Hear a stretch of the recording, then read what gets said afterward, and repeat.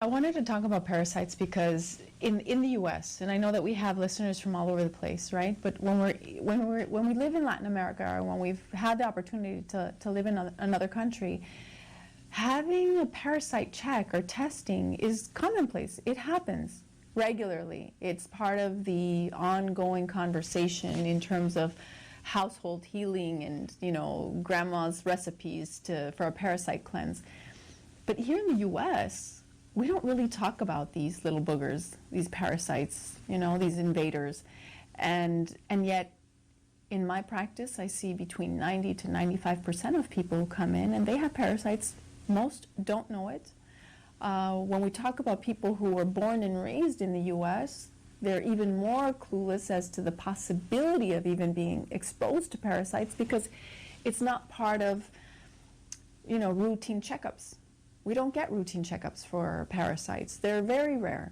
And so it's so easy to be contaminated with parasites. You know, go to a restaurant, pick up a menu, put the menu down, grab a piece of bread with your hand, and then start eating. And voila, you know, you've just probably increased your chances of catching parasites. You know, when we think about how many people grab that menu.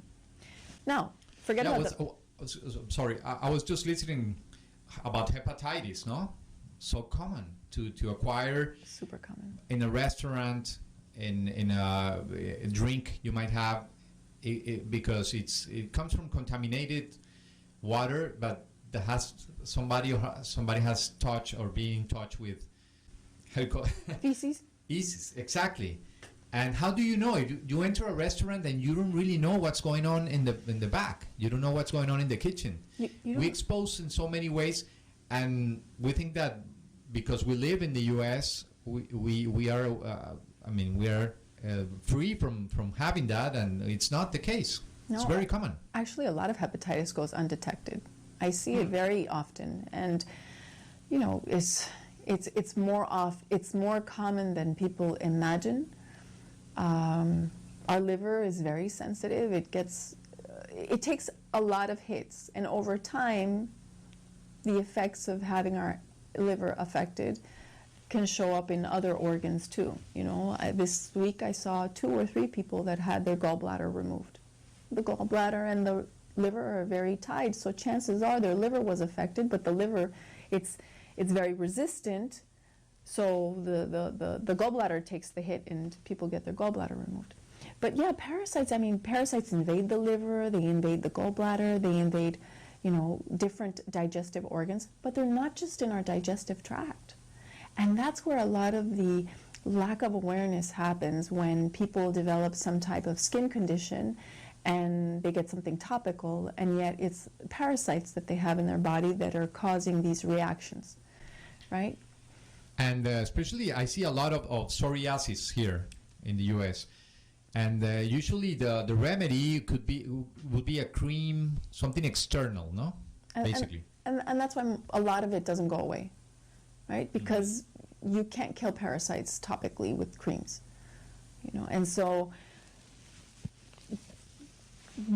understanding parasites and where they live in our body is something that biomagnetism has been able to really catch.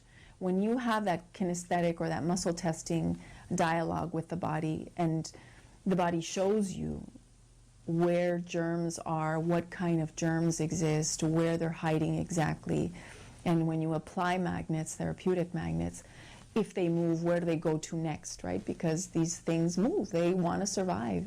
And so there's ways of working with getting rid of parasites through biomagnetism. And then the body can also help and assist by we ask questions as therapists to see what else could assist that specific body in being able to eliminate them best from the body, whether it's high-grade colloidal silver, which is usually not in stores, or clove tea that helps to relieve the body of the eggs of parasites. Black walnut husk is another.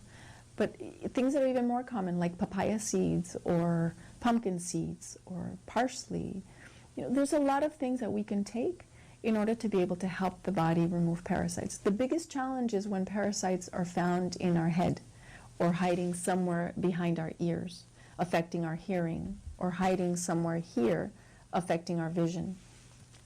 Or they're hiding somewhere back here in the parietal lobe, affecting headaches or insomnia. Somewhere in the neck, they also hide, and they cause things like, stiff neck. Wow. Just realized, could be the origin. Sometimes I experience that. So as soon as we finish this program, I need you to get those magnets out and start doing that wonderful therapy you do. Gaya Stepanian with us this afternoon. Gaya is serving locally in South Florida, but she's also available remotely anywhere